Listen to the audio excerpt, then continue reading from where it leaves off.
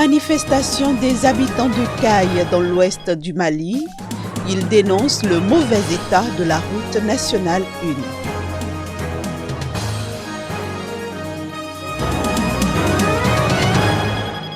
1. Youssef Chahed se lance de plein pied dans la campagne pour la présidentielle anticipée du 15 septembre. Il a délégué ses pouvoirs de chef de gouvernement. Fermeture des frontières terrestres bénino-nigérianes, la mesure suscite inquiétude et incompréhension chez les populations.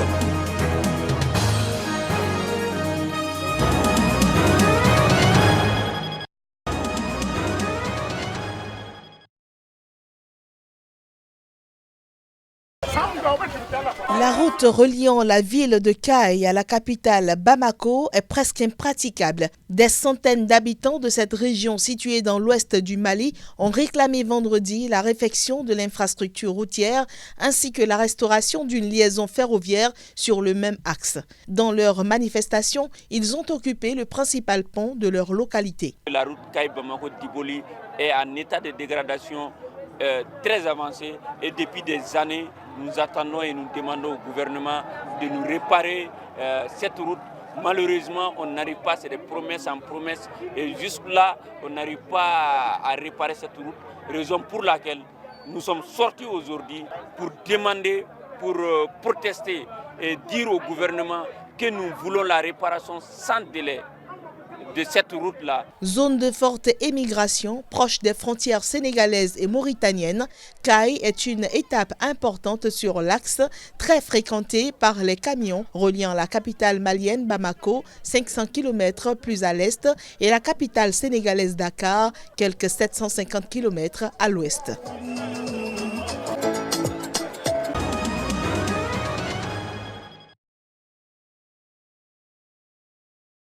Pour la première fois depuis 22 ans, la Gambie a un ministre de la Défense.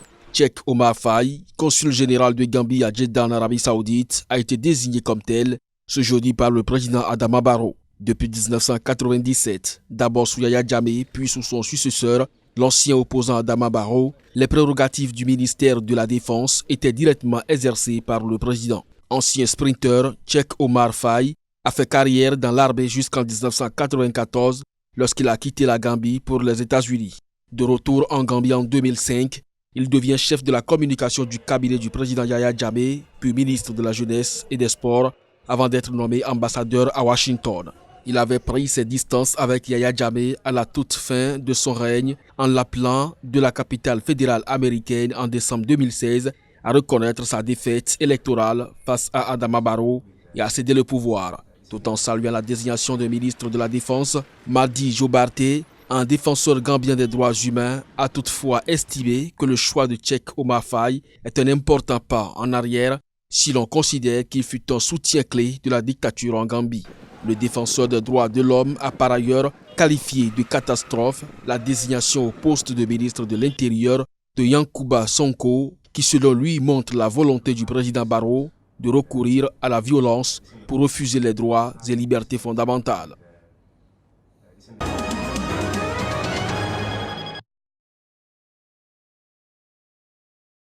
Lors d'une intervention sur la télévision publique, Youssef Chahed a déclaré avoir décidé de déléguer ses pouvoirs de chef du gouvernement au ministre de la fonction publique jusqu'à la fin de la campagne électorale de la présidentielle prévue du 2 au 13 septembre prochain. Selon le Premier ministre tunisien, cette décision a été prise dans le souci d'assurer la transparence dans le processus électoral et d'éviter tout conflit d'intérêts. Mardi, Youssef Chahed avait déjà annoncé avoir renoncé à la nationalité française avant le dépôt de sa candidature comme le demande la Constitution. Le premier tour du scrutin présidentiel aura lieu le 15 septembre prochain. Prévu en fin d'année, cette élection a été avancée à la suite du décès le 25 juillet dernier du président Béji Caïd Essebsi à l'âge de 92 ans. Il était le premier président démocratiquement élu au suffrage universel de l'histoire moderne de la Tunisie. 26 candidatures, dont celle de Youssef Chahed, ont été validées et 11 écartées au terme d'un examen préliminaire des dossiers par l'instance chargée des élections en Tunisie. La liste finale sera publiée le 31 août prochain.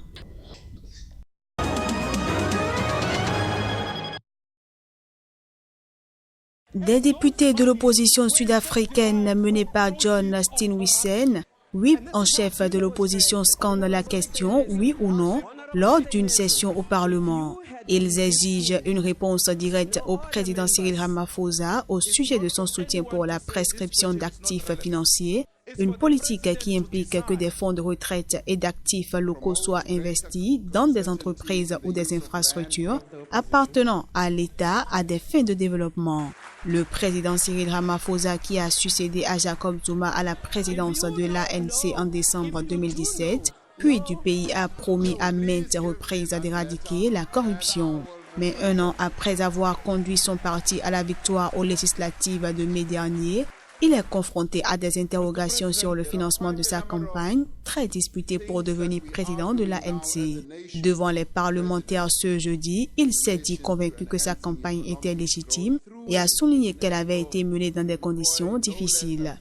Le président sud-africain Cyril Ramaphosa a également promis d'agir contre quiconque se serait rendu coupable d'actes répréhensibles durant la collecte de fonds pour sa campagne en vue de la présidence de l'ANC, le parti au pouvoir en Afrique du Sud.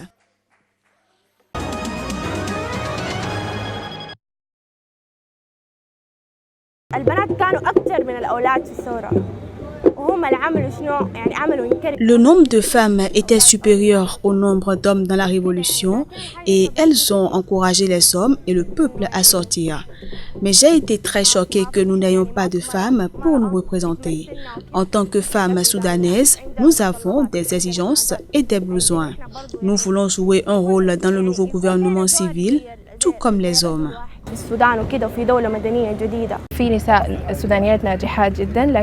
Il y a beaucoup de Soudanaises qui réussissent très bien, mais elles n'ont pas joué de rôle politique. Les problèmes des femmes ont été marginalisés dans la société, ce qui a fait que les femmes souffrent d'injustice. C'est l'un des problèmes pour lesquels nous nous sommes exprimés avec d'autres qui concernent tous les Soudanais.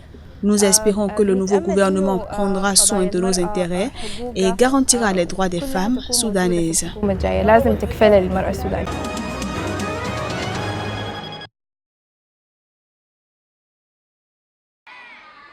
Dans cette école rurale de Manica, à une centaine de kilomètres au nord de la capitale mozambicaine, les leçons ne se font pas en portugais, la langue officielle du pays.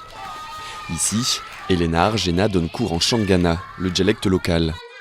Une initiative destinée à faciliter les premières années d'apprentissage dans une région où près de 90% des enfants ne parlent pas portugais en entrant à l'école. Tous les enfants ici parlent le Shangana, à part quelques-uns qui viennent de la ville. Mais la majorité d'entre eux n'a aucun problème à s'exprimer en Shangana. L'apprentissage primaire se fait donc en langue traditionnelle jusqu'à l'âge de 10 ans, avant de passer au tout portugais. Le but, aider la relation professeur-élève. Pour le moment, c'est un succès. Sur les 7 classes que compte l'école, la classe bilingue est l'une avec le plus haut taux de réussite au premier trimestre. Avec l'éducation bilingue, les enfants sont plus actifs parce qu'ils maîtrisent la langue. Ils n'ont pas peur de parler aux professeurs. Ils communiquent mieux en langue locale, une langue qu'ils connaissent bien. Dans les zones rurales du pays, les maîtres d'école capables de faire cours en dialecte restent très rares et les manuels n'existent pas encore. Mais petit à petit, le projet fait son chemin. Des classes existent aujourd'hui dans une centaine d'écoles de 4 districts de la province de Maputo. Elles accueillent plus de 5000 élèves.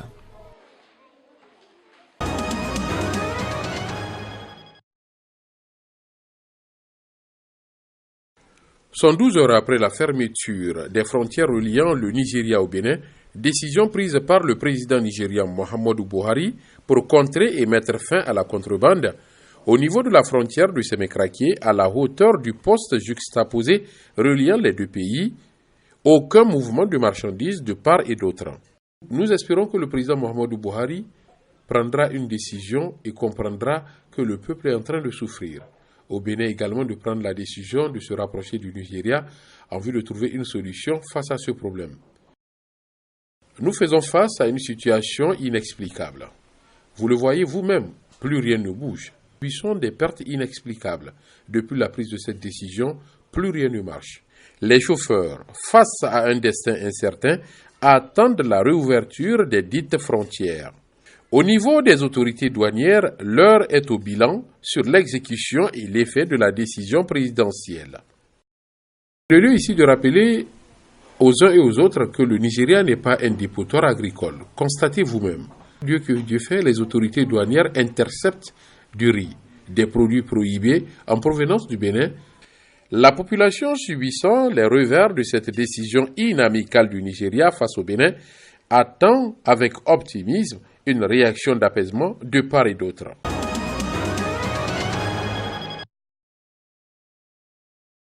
Pour la première fois de son histoire, le Soudan va lancer un championnat féminin de football en septembre. L'annonce de ce championnat féminin est intervenue le même jour que l'intronisation du Conseil souverain de Soudan, remplaçant le Conseil militaire de transition au pouvoir depuis le renversement du président Omar el-Béchir. Avant la révolution, il y a un an, je n'aurais jamais pu m'imaginer jouer dans une équipe de football féminin, ni même m'imaginer pouvoir pratiquer le sport que j'aime.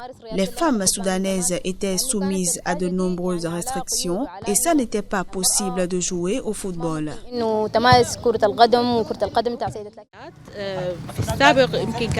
Avant, il était difficile pour les femmes de jouer au football. Il y avait de nombreuses complications qui les empêchaient de pratiquer cette activité.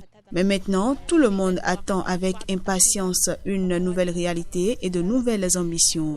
Aujourd'hui, la société est devenue plus réceptive à cette idée et plus ouverte à la participation des femmes dans tous les domaines de la vie. Un total de 18 clubs divisés en 3 régions participeront à cette nouvelle compétition. Une sélection nationale féminine du Soudan est par ailleurs en projet pour représenter le pays dans les compétitions internationales.